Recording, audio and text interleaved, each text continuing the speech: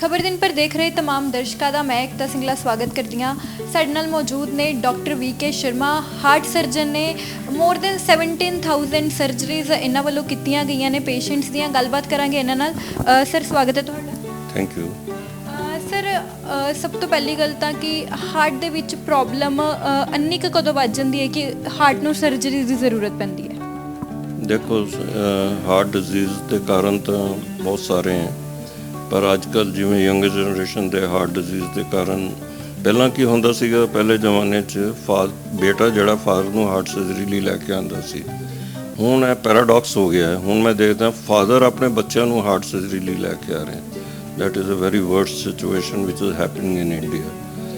और इहदे नाल है कि जिहड़ी यंगर जनरेशन है, यंगर पॉपूलेशन, जब उन्होंने तो सानू मैक्सिमम रिक्वायरमेंट होंगी काम की, जब सोसाइटी में मैक्सिमम कंट्रीब्यूट करना पैंदा, उस time they start getting heart disease and then there is a lot of expense and cost which is उन्होंने दे उत्ते लगती है।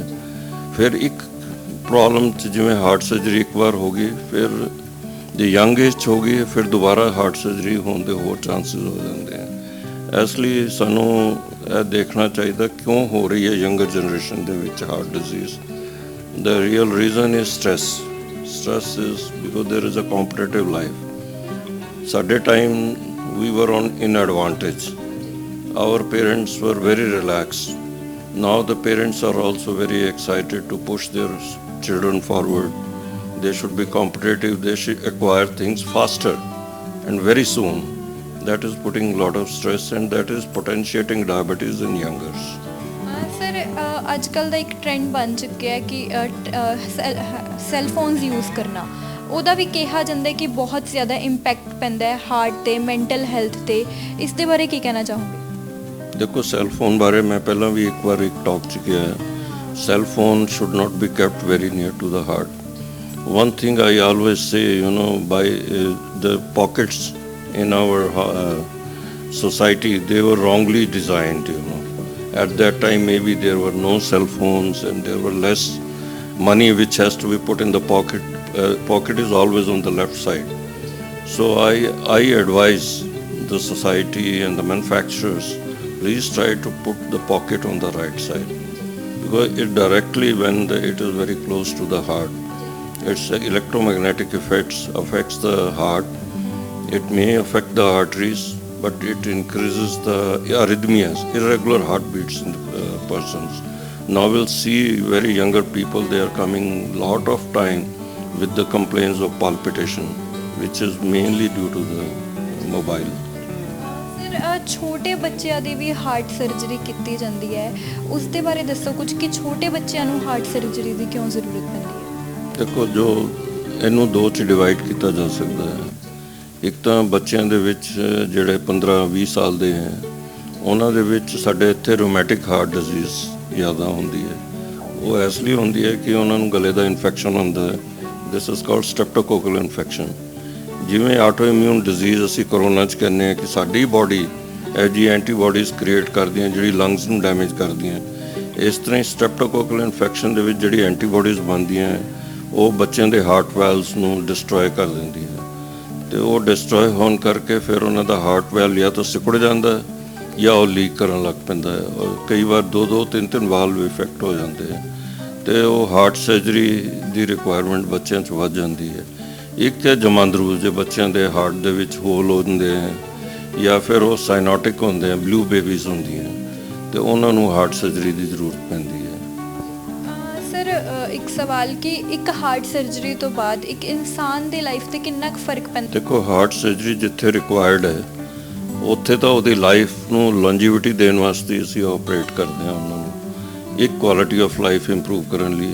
ਮੰਨ ਲਓ ਪੇਸ਼ੈਂਟ ਅਸੀਂ ਦੇਖਦੇ ਹਾਂ ਥੋੜ੍ਹਾ ਚੱਲ ਹੀ ਨਹੀਂ ਸਕਦਾ, ਉਹਨੂੰ ਚੈਸਟ ਪੇਨ ਹੋਣ ਲੱਗ ਪੈਂਦੀ ਹੈ, ਬਹੁਤ ਗੋਲੀਆਂ ਖਾ ਰਿਹਾ, ਕੰਮ ਨਹੀਂ ਕਰ ਸਕਦਾ, ਸਾਹ ਚੜ੍ਹਨ ਲੱਗ ਪੈਂਦਾ ਹੈ। ਉਸ ਕੰਡੀਸ਼ਨ ਦੇ ਵਿੱਚ ਜੇ ਅਸੀਂ ਹਾਰਟ ਸਰਜਰੀ ਰਾਈਟ ਟਾਈਮ 'ਤੇ ਕਰਦੇ ਹਾਂ और ਉਹਦਾ हार्ट मसल बचा लेने, सब तो जरूरी है हार्ट का मसल बचाना।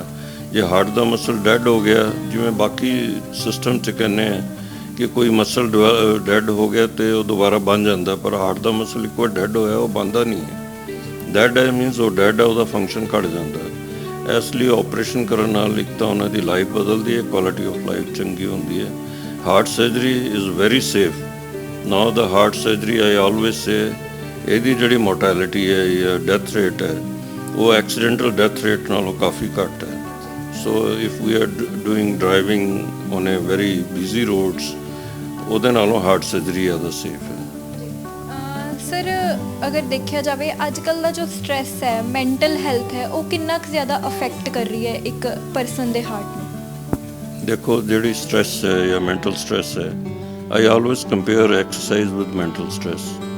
ਇੱਕ ਐਕਸਰਸਾਈਜ਼ ਕਰਦੇ ਹਾਂ ਜਿਹਦੇ ਵਿੱਚ ਅਸੀਂ ਕਹਿੰਦੇ ਹਾਰਟ ਰੇਟ ਵਧਾਓ ਬਹੁਤ ਜ਼ਿਆਦਾ, ਔਰ ਇੱਕ ਅਸੀਂ ਕਹਿੰਦੇ ਹਾਂ ਕਿ ਸਟ੍ਰੈਸ ਹੋਇਆ, ਮੈਂਟਲ ਸਟ੍ਰੈਸ ਵਧਿਆ, ਫਟਾਫਟ ਹਾਰਟ ਰੇਟ ਵਧ ਗਿਆ। ਦੋਨਾਂ ਦੇ ਵਿੱਚ ਕਿਉਂ ਫਰਕ ਹੈ? ਹਾਰਟ ਰੇਟ ਤਾਂ ਦੋਨਾਂ 'ਚ ਵਧਿਆ। ਇੱਕ ਜਿਹੜਾ ਹਾਰਟ ਰੇਟ ਐਕਸਰਸਾਈਜ਼ ਨਾਲ ਜਿਹੜਾ ਅਸੀਂ ਵਧਾ ਰਹੇ ਹਾਂ ਉਹ ਹਾਰਟ ਦੀ ਟੋਲਰੈਂਸ ਵਧਾ ਰਹੇ ਹਾਂ। ਬਾਡੀ ਦੇ ਵਿੱਚ ਐਂਡੋਰਫਿਨਸ ਨਿਕਲਦੀਆਂ ਜਿਹੜੀਆਂ ਹਾਰਟ ਦੇ ਮਸਲਸ ਨੂੰ ਐਕਟੀਵੇਟ ਕਰਦੀਆਂ ਔਰ ਉਹਨਾਂ ਦਾ ਮੈਟਾਬੋਲਿਜ਼ਮ ਠੀਕ ਕਰਦੀਆਂ, ਹਾਰਟ ਦੀ ਆਰਟਰੀਜ਼ ਨੂੰ ਠੀਕ ਕਰਦੀਆਂ। ਇੱਕ ਜਿਹੜਾ ਮੈਂਟਲ ਸਟ੍ਰੈਸ ਹੈ ਉਹ ਹਾਰਟ ਦੀ ਆਰਟਰੀਜ਼ ਨੂੰ ਬੈਡ ਕੋਲੈਸਟਰੋਲਸ ਜਨਰੇਟ ਕਰਦੀਆਂ ਸਟ੍ਰੈਸ ਨਾਲ, ਔਰ ਉਹ ਉਹਨਾਂ ਦੇ ਸਿੰਪੈਥੈਟਿਕ ਸਿਸਟਮ ਕਹਿੰਦਾ ਜਿਹੜਾ ਸਾਡਾ ਬਹੁਤ ਜਿਹੜਾ ਐਕਸਰਸਾਈਜ਼ ਨਾਲ ਪੈਰਾਸਿੰਪੈਥੈਟਿਕ ਸਿਸਟਮ ਸਟਿਮੂਲੇਟ ਹੁੰਦਾ ਯੋਗਾ ਨਾਲ, ਐਕਸਰਸਾਈਜ਼ ਨਾਲ, ਪਰ ਜਿਹੜਾ ਸਟ੍ਰੈਸ ਨਾਲ ਹੈ ਸਿੰਪੈਥੈਟਿਕ ਸਿਸਟਮ ਐਕਟੀਵੇਟ ਹੁੰਦਾ ਜਿਹਦੇ ਨਾਲ ਸਾਰੇ ਸਟੀਰੋਇਡਸ ਇਨਕਰੀਜ਼ ਹੁੰਦੇ ਹੈ, ਕੋਲੈਸਟਰੋਲ ਐਂਡੋਰਫਿਨਸ ਨਹੀਂ ਬਣਦੀਆਂ, ਸਪਰੈਸ ਹੋ ਜਾਂਦੀਆਂ, ਉਹ that causes more heart disease.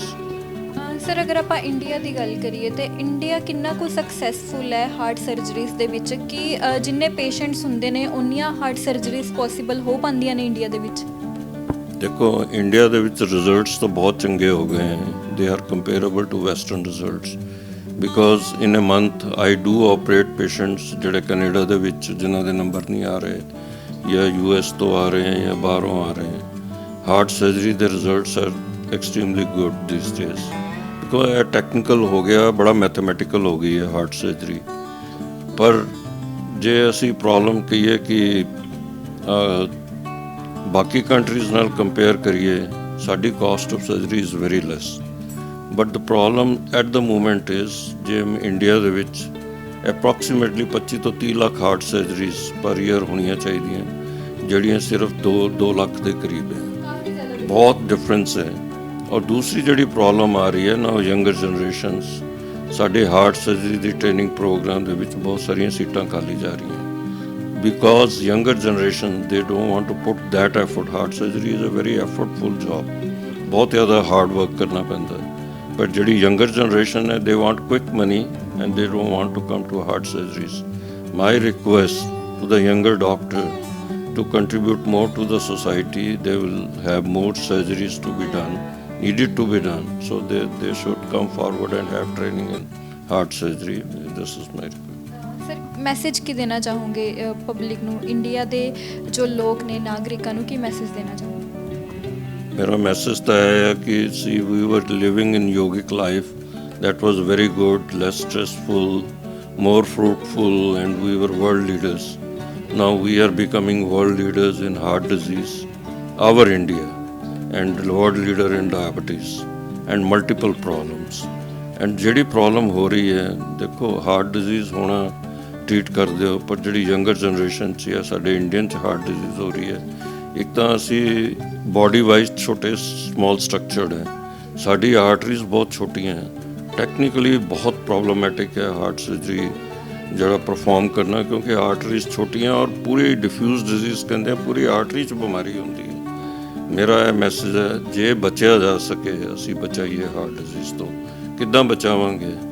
To put less stress on the children, to make the education system not very competitive, very effective and practical, and ਬੱਚਿਆਂ ਤੇ ਘੱਟ ਸਟ੍ਰੈਸ ਪਾਈਏ ਤਾਂ ਕਿ ਯੰਗਰ ਜਨਰੇਸ਼ਨ ਦੇ ਵਿੱਚ ਡਾਇਬਟੀਜ਼ ਔਰ ਹਾਰਟ ਡਿਜ਼ੀਜ਼ ਔਰ ਮੈਂਟਲ ਸਟ੍ਰੈਸਿਸ ਔਰ ਮਲਟੀਪਲ ਹੋਰ ਪ੍ਰੋਬਲਮ ਜਿਹੜੀਆਂ ਉਹ ਘਟਾਈਆਂ ਜਾ ਸਕਣ। ਸ਼ੁਕਰੀਆ ਸਰ।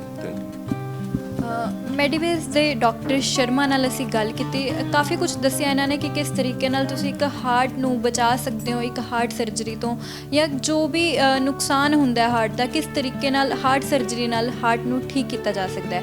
ਇਸੇ ਦੇ ਨਾਲ ਕੈਮਰਾਮੈਨ ਦਵਿੰਦਰ ਦੇ ਨਾਲ ਮੈਂ ਏਕਤਾ ਸਿੰਗਲਾ, ਤੁਸੀਂ ਦੇਖਦੇ ਰਹੋ ਖਬਰ ਦਿਨ ਪਰ। ਧੰਨਵਾਦ।